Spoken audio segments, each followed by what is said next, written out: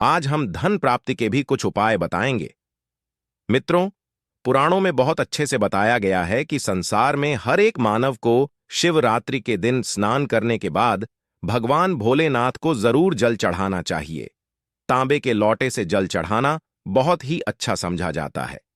जल के अक्षत एवं फूल मिश्रित कर भगवान भोलेनाथ को जल चढ़ाने से भगवान भोलेनाथ बहुत ही जल्दी प्रसन्न होते हैं।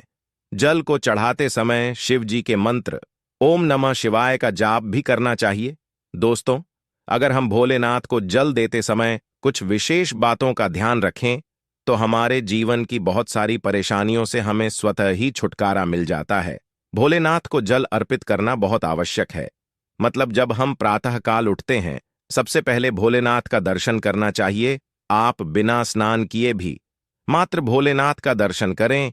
जहां से भी आपके घर के पास से भोलेनाथ का मंदिर दिखाई दे रहे, तो आप बालकनी से या छत से जाकर भोलेनाथ को देखें, उन्हें प्रणाम करें। उगते हुए सूर्य के दर्शन करने से, उनको प्रणाम करने से, नमस्कार करने से आपके जीवन की बहुत सारी परेशानियों से आपको मुक्ति मिल जाती है और आपको जल जरूर अर्पित करना चाहिए। परंतु जल अर्पित करने से पहले स्नान करना आवश्यक है। जल कैसे अर्पित करना चाहिए जिससे कि आपके जीवन की तमाम तरह की परेशानियों से आपको मुक्ति मिल जाए। अगर आपके विवाह में कोई बाधा आ रही है, मनचाहा विवाह चाहते हैं, चाहे जीवन साथी चाहते हैं, कर्ज में गिरे हुए हो, धन का अभाव है, व्यापार आपका नहीं चल रहा है, या फिर आपकी संतान प्राप्ति में बाधा है, किसी भी तरह की आपकी कोई परेशानी है, अगर आप भोलेनाथ को जल अर्पित करते समय कुछ विशेष बातों का ध्यान रखें तो बहुत ही जल्द आपकी परेशानी से आपको छुटकारा मिलता है। भोलेनाथ को जल अर्पित करने से सरकारी नौकरी में आ रही बाधाएं दूर होती हैं। हमारा सूर्य जब मजबूत होता है तो हमारे को समाज में मान प्रतिष्ठा की प्राप्ति होती है, सम्मान की बनती होती है, आत्मविश्वास बढ़ता है, मन मजबूत होता है, जिससे कि हम जीवन के हर क्षेत्र में सफलता हासिल करते हैं। किसी भी तरह का डर हमारे मन में नहीं रहता है। आत्मविश्वास से हमारा मन जो है भरा रहता है। भोलेनाथ को जल अर्पित करना बहुत ही आवश्यक है। मतलब हर रोज आप स्नान के बाद जल तो जरूर अर्पित कीजिए। किस तरह से आप जल करें जिससे कि आपके जीवन की समस्त परेशानियां दूर हो, यह सभी बातें मैं आज आपसे इस वीडियो में शेयर करने वाला हूं। और अगर आपको वीडियो अच्छी, पूरी वीडियो जरूर देख लीजिए। पूरी वीडियो देखने के बाद अगर आपको आज की वीडियो अच्छी लगे तो इसे लाइक कर दीजिए और ज्यादा से ज्यादा इस वीडियो को अपने फैमिली फ्रेंड्स के साथ शेयर कीजिए। चैनल पर पहली बार आए हैं तो चैनल को सब्सक्राइब जरूर कर लीजिए, बेल बटन को प्रेस कर लीजिए। इससे यह होगा कि इस तरह की सभी वीडियोस की नोटिफिकेशन आपको सबसे पहले मिलेगी। अब बात करते हैं कि भोलेनाथ को जल अर्पित करते समय हमें किन बातों का विशेष रूप से ध्यान रखना चाहिए। जोग भविष्य पुराण के अनुसार भोलेनाथ को जल चढ़ाते समय कुछ खास का ध्यान रखना चाहिए। तो कौन सी है वह बातें जिससे कि ध्यान अगर हम रखेंगे तो भोलेनाथ की कृपा हमें बहुत ही जल्द मिल जाती है। सबसे पहले अगर आपको भोलेनाथ को शिवरात्रि के दिन जल चढ़ाना है, जो कि आपको तो प्रातःकाल जल्दी उठना चाहिए। जल्दी मतलब सूर्योदय से पहले उठ जाए। सूर्य के निकलने से पहले हमें उठ जाना चाहिए। और सूर्य के निकलने के बाद अगर हम उठते हैं, सूर्योदय के बाद अगर हम उठते हैं तो हमारा सूर्य वैसे भी खराब हो जाता है और आपको अशुभ फल देने लग जाता है। तो इसीलिए सूर्योदय से पहले उठे, उठकर स्नान इत्यादि कर ले। उसके बाद आपको भोलेनाथ को जल देना है। साफ स्वच्छ वस्त्र धारण करके जहां भी शिव जी का मंदिर हो, शिवलिंग हो, वहां आपको एक लोटा जल चढ़ाना चाहिए। अच्छा, अगर आपके आसपास कोई मंदिर नहीं है तो आप घर पर शिवलिंग होगी, वहां पर आप शिवरात्रि के दिन एक लोटा जल जरूर चढ़ाए। आप बिल्कुल अपने कमरे में बैठकर ही भोलेनाथ की आराधना करें, उनको स्मरण करें, उनके मंत्र का जाप करें, शिव चालीसा का पाठ करें और भोलेनाथ को जल भी आप अपने कमरे में ही शिवलिंग को किसी भी पात्र में रखकर दे सकते हैं। और उसके बाद उस पात्र का जल उठाकर आप किसी गमले में डाल दीजिए। तुलसी के गमले में नहीं डालना है, इस बात का आपको ध्यान रखना है।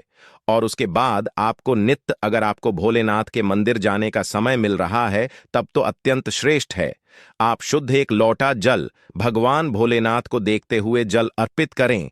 तो इसके लिए आपको चाहिए का एक पात्र तांबे के लोटे से भोलेनाथ को जल अर्पित करना चाहिए और आप उसमें शुद्ध जल भरे उसके बाद ही आपको सूर्य देव को जल देना है।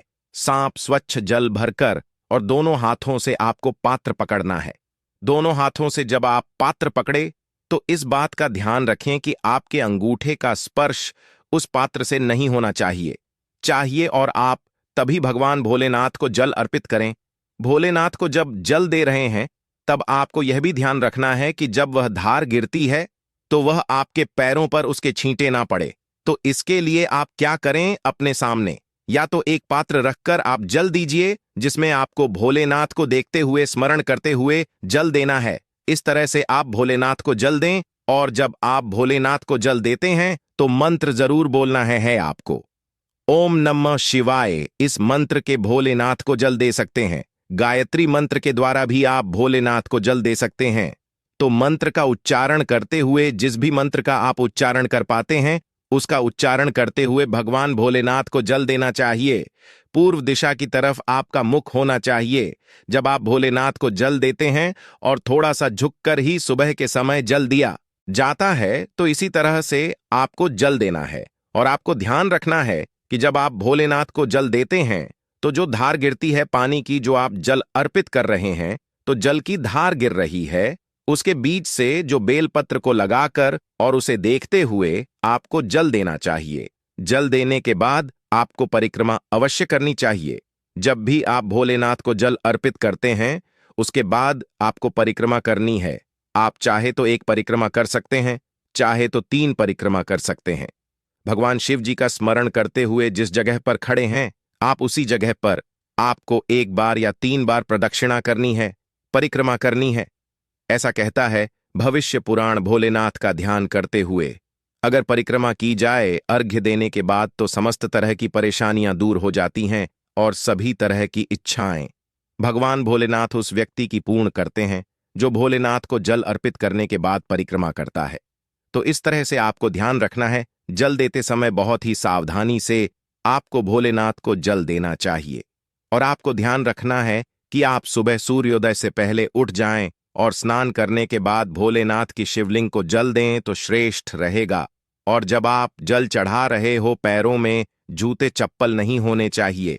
जल चढ़ाते वक्त आपको ध्यान रखना है कि वह पानी जो उसका स्पर्श आपके पैरों में ना हो। और जब आप जल चढ़ा लेते हैं तो उस जल का स्पर्श मतलब जो जल आपने चढ़ाया है नीचे शिवलिंग से, वहां से आपको अपनी 2 उंगलियों से जल लेना है और अपने मस्तक पर, अपने हृदय पर लगाना है। इस तरह से आपको देवों के देव महादेव को जल अर्पित करना है। अब बात करते हैं कि अगर आप धन प्राप्ति की कामना रखते हैं तो किस तरह से भोलेनाथ को जल अर्पित करना चाहिए।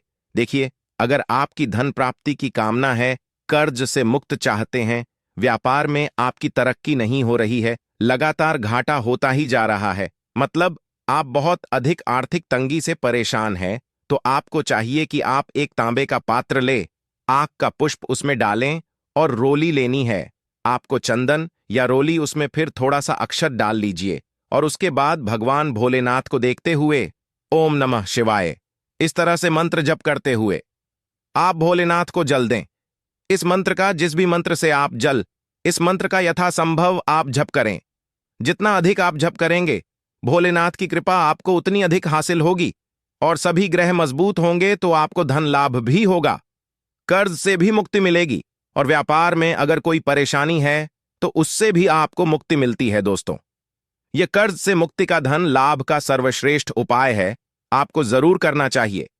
अगर आपके विवाह में किसी तरह की बाधाएं आ रही हैं, मनचाहा जीवन साथी चाहते हैं, तो आपको चाहिए कि आप एक तांबे के पात्र जल लें और उसमें आपको धतूरे का पुष्प डालना है। पीला धतूरे का पुष्प ले सकते हैं आप, और शहद चाहिए और हल्दी का पाउडर। ये तीनों चीजें आप उस पात्र में डालें और इस जल को आप भोलेनाथ को देखते हुए शिव जी के मंत्रों द्वारा ओम नमः शिवाय इस मंत्र के द्वारा आपको जल देना है और यह आपको हर रोज करना है। तो आप शिवरात्रि से शुरू कर दें जल देना। अगर आप पहले से नहीं दे रहे हैं तो शिवरात्रि से शुरू कर दें। और यह तीनों चीजें आपको जल और मन, चाहे जीवन साथी की कामना या फिर जल्द विवाह की कामना से आपको भोलेनाथ को प्रणाम करके यह उपाय करना है। बहुत ही जल्द आपको भोलेनाथ की कृपा मिलती है और आपके विवाह में आ रही बाधाएं दूर होती हैं। अगला जो उपाय है संतान की प्राप्ति के लिए या दाम्पत्य जीवन को सुखमय बनाने के लिए कौन सा उपाय करना चाहिए, किस तरह से भोलेनाथ को जल देना चाहिए। अगर आपके संतान प्राप्ति में बाधा आ रही है तो आपको चाहिए कि आप तांबे के पात्र में शुद्ध जल भरे, उसमें आपको थोड़ा सा चंदन लेना है, अक्षत लेना है और आक का पुष्प लेना है। आक पुष्प डालकर आप भगवान सूर्यदेव को जल अर्पित कीजिए। समी पत्र पुष्प अक्षत यह तीनों चीजें आपको जल में डालनी है। उसके बाद भगवान भोलेनाथ को जल अर्पित करना है। ओम नमः शिवाय इस मंत्र के द्वारा आप भोलेनाथ को जल दे सकते हैं। तो इस तरह से आपको जल देना है और इस उपाय से, इससे जल देने से आपके विवाह में आपके संतान प्राप्ति में जो बाधाएं आ रही हैं, चाहे विवाह में जो परेशानियां आ रही हैं, जैसे कि आपके दांपत्य जीवन में मधुरता नहीं है, तो भी इस उपाय को करने से आपको दांपत्य जीवन में मधुरता होगी, संतान की प्राप्ति होगी।